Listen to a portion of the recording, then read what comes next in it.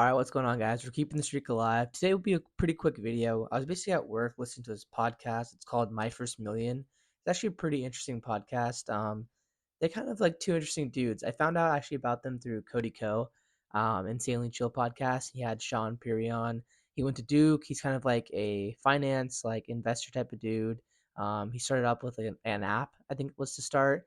Just has kind of a unique background in how he got into like business development basically and investing and things of that nature.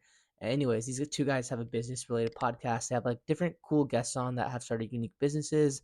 They kind of give their take on businesses that you could start, their experience and stuff like that. It's kind of hard to explain because it sounds like super like professional, but they're kind of two characters and they're a bit weird, but they're definitely entertaining and make the topics they talk about fun. And they make it like pretty simple where it's like, oh, okay, like I can do that, or just the ideas for businesses that they come across. And they do a lot of fan engagement. Like they're pretty big on Twitter, so they get a lot of ideas and take a lot of feedback, questions, things like that from their fans. So this episode actually came out not too long ago. It's called "Can You Get Rich from a Blue Collar Side Hustle?" Yeah, basically they answered this question. I thought this response was super dope. So yeah, let's get into it. All right, what do we got? All right. Next up is this is from Josh Red, who wants to know, what are the 3 most common small boy moves that you see? All right, so we have this phrase, no small boy stuff. Okay, what is small boy stuff? The first rule, obviously, is if you think it might be small boy stuff, it is. But besides that, I would say there's the 3 big ones, the 3 big buckets are the 3 W's. Waiting, worrying, and wanting. Anytime you find yourself... Dude, that's like something I find myself doing pretty often, actually, like waiting, worrying, wanting. Those are those are 3 things that you do pretty often throughout the day. Waiting to do something that you actually want to do, that's a small boy move. That's a small boy mentality. You're focused on the wrong things. Worrying, same way. Worrying hasn't done anyone a lot of good. You got to know how to do worry. I think Sam's Worry Time is a fantastic framework for that. So go look up Sam Worry Time. And wanting meaning like wanting what other people have. And really like people are their happiest when they're grateful, meaning they want what they have. Dude, the wanting aspect is crucial. Like, obviously, there's bigger things to obtain. People are posting about what they're doing 24/7, posting their accomplishments more than anything. So just being grateful for what you have, being grateful for your situation, your health, things of that nature is something you always got to do, and like every day. And sometimes you just forget that how grateful and lucky you are. Versus wanting what they don't have. And so I think that if you find yourself in a state of mind you don't want to be in that small boy state of mind, it's because you're probably waiting to do the thing you actually want to do.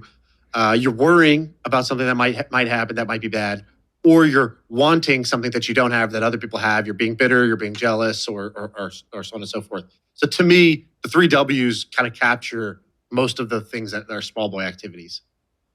Have you ever heard this phrase? We're going to get a little Sigmund Freud on your ass. External locus of control. Do you know what that means? I've heard this phrase many times, and I never have any idea what this means. Locus is a bug. That's where I started, and you tell me where to go from there. Yeah, you're totally wrong. But so an internal locus of control means that, let's say an external locus of control means the way that you feel and the position that you are in your life.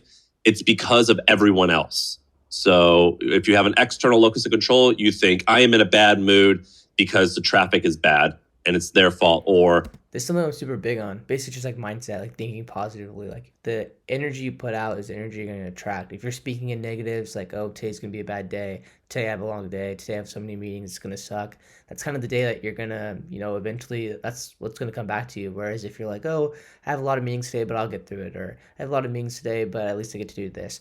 Finding that positive and kind of projecting that outwardly, it comes back to you tenfold. So yeah, definitely can relate to what he's expanding upon. I'm poor because the government won't help me, or everyone's out to get me. Internal is the opposite, which is I control how I feel and what I do and where I am in life.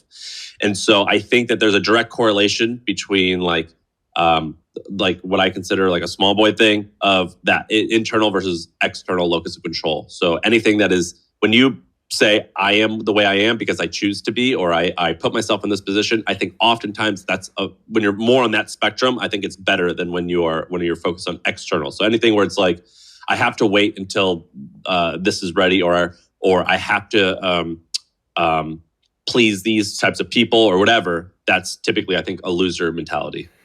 Yeah, 100%. I was actually telling somebody this yesterday, and I was like, where do you think the power lives in this scenario? Let's say there's a plant that's not growing. Where's the problem? And where do you suspect the problem is? They're like, well, I mean, it could be the soil. All right, soil. So it's the environment. That's the reason that the plant's not growing. No, maybe it was just a bad seed.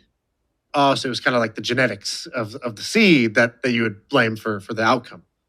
No. I'm not gonna lie, they're kind of losing me. I just wanted to focus on the three W's, to be honest, and the other dude's answer was pretty cool too. About that thinking, that mindset, that switch of like you control your outcome, you control your destiny type of thing.